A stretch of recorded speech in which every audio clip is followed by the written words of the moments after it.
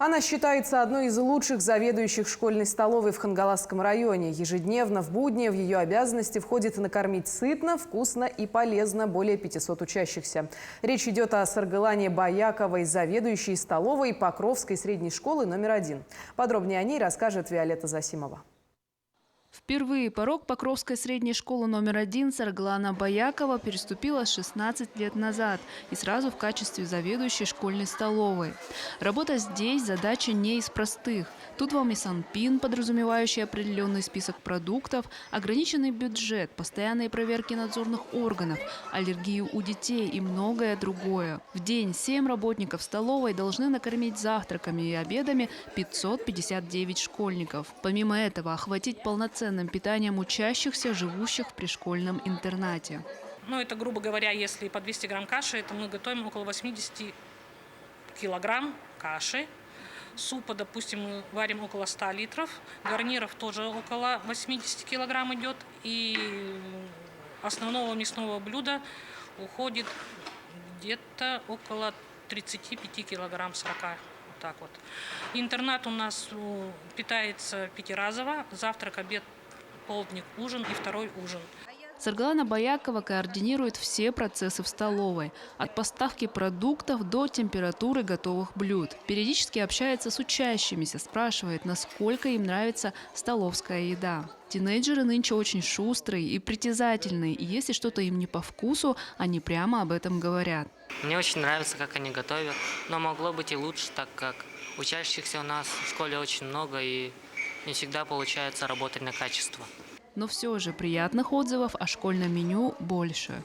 Честно сказать, я очень привередливая к еде, но они очень вкусно готовят, потому что дома, когда готовят подобное блюдо, как в столовой, я не ем, а в столовой я ем, получается. Да. Работники относятся очень хорошо. Они иногда помогают людям, которые затрудняются, когда дежурят. Еда тут очень хорошая, она никогда не была вот такой сухой или какой-то невкусной.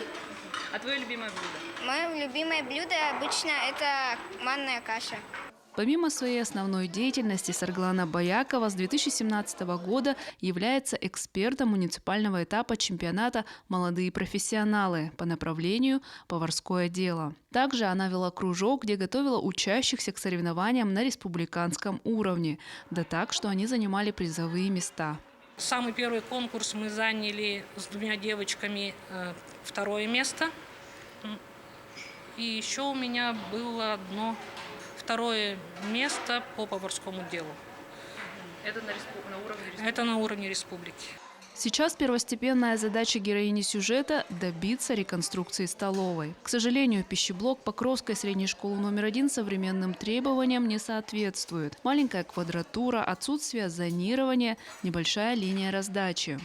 Ну, на федеральном уровне вы, наверное, видите тоже телевизионные очерки, что там большая линия раздачи, большое предприятие. У нас предприятие доготовочного типа. Вот это вся территория, которой мы располагаем, этого так не должно быть. Должен быть отдельный овощной цех, отдельный мясорыбный цех, отдельный зал для выпечки.